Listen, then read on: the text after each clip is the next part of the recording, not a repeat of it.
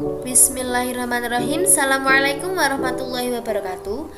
Pada kesempatan kali ini saya mendapatkan tugas dari mata kuliah Teacherpreneurship dasar, yaitu membuat business plan atau rencana bisnis. Kemudian rencana bisnis yang akan saya jalankan di kemudian hari yaitu Hevaro Catering.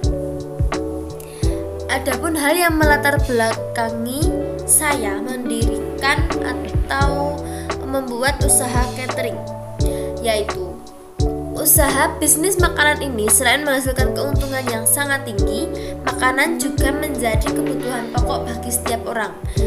Tentunya dimanapun kita pasti akan membutuhkan makanan, yaitu sebagai sumber pokok kehidupan.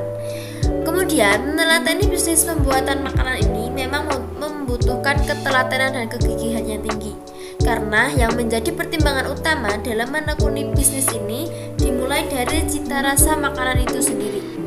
Salah satu bisnis yang bisa digeluti dari bisnis makanan ialah usaha catering rumahan. Mengapa? Karena usaha catering rumahan ini merupakan usaha menyuplai aneka makanan dengan jumlah yang cukup besar. Dan juga usaha catering rumahan ini saat ini cukup diminati karena kebutuhan makanan tidak akan pernah ada habisnya, apalagi untuk penyediaan makanan dalam jumlah yang besar.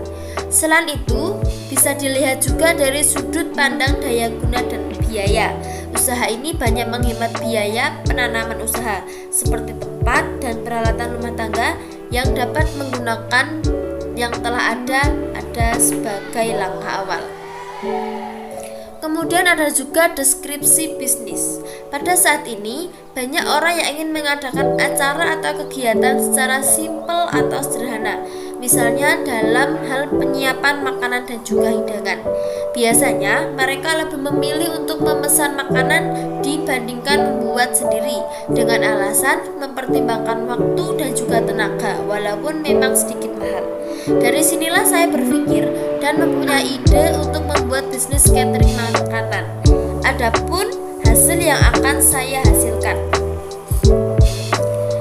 di sini saya membuat atau mendirikan bermacam-macam paket. Yang pertama paket 1 yang berisikan nasi kuning, kering tempe, timun, tomat, lalapan dan juga telur.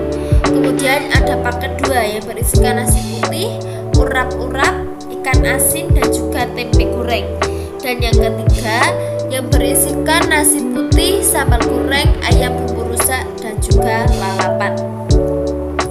Adapun tujuan bisnis catering ini yang tidak lain ialah memperoleh keuntungan, karena semua orang yang berbisnis mulanya berawal dari niatan dan keinginan mereka untuk memperoleh keinginan atau keuntungan, sehingga muncul ide untuk menjalankan usaha dari keinginan mereka tersebut.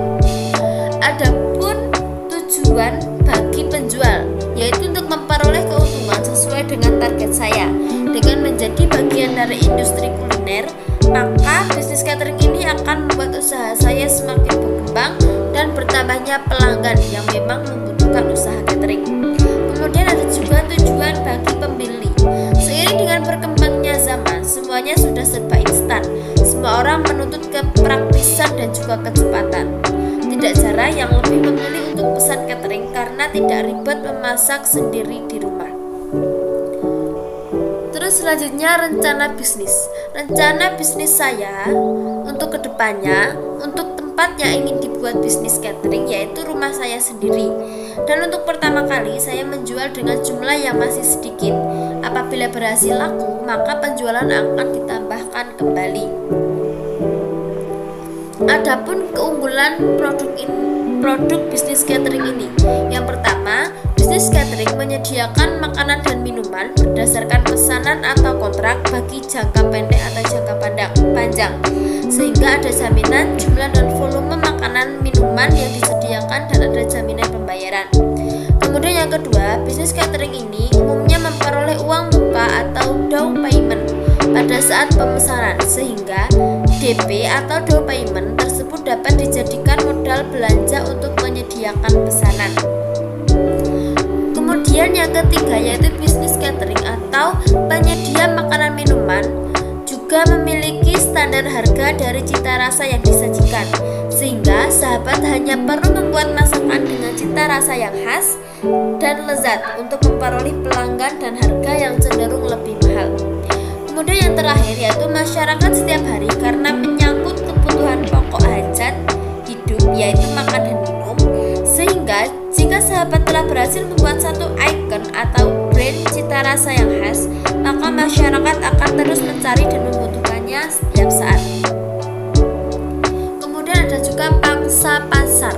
Yang pertama ada ibu rumah tangga, yang kedua acara hajatan seperti pengajian, nikahan, arisan, dan lain-lain, dan yang ketiga ada kegiatan kampus. Yang biasanya ketika ada kegiatan kampus itu mereka pasti membutuhkan snack atau makanan. Nah, kemungkinan besar mereka bisa pesan di catering. Kemudian ada juga strategi pemasaran. Yang pertama ada jadikan konsumen sebagai marketing, karena biasanya konsumen loyal yang puas dengan hasil masakan dan pelayanan penyedia jasa catering akan merekomendasikan pada saudara, rekan, dan kenalan mereka. Dan anjuran dari orang yang kenal pastinya lebih terpercaya.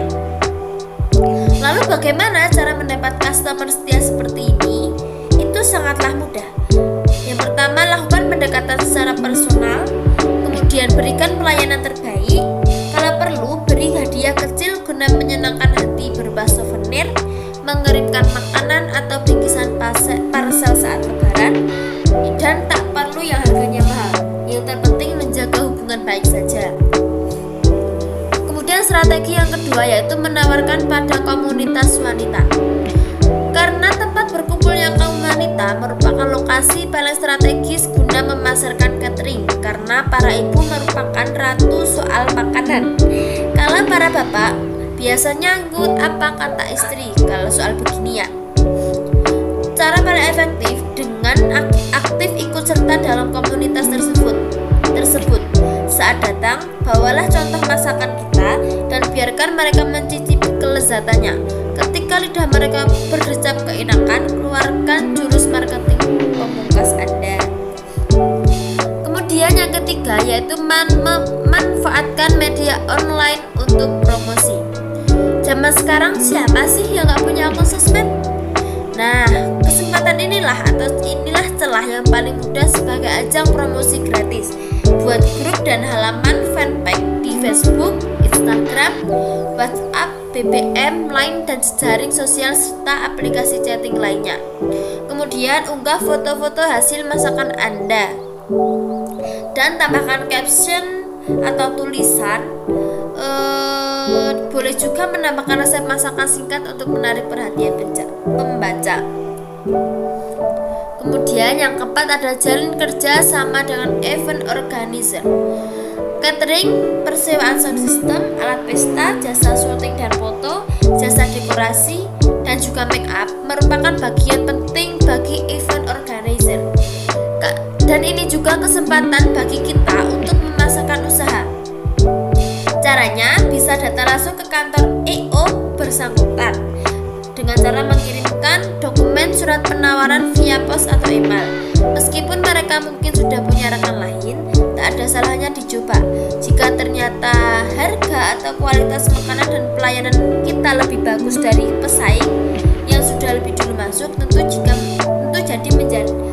jadi bahan pertimbangan sendiri.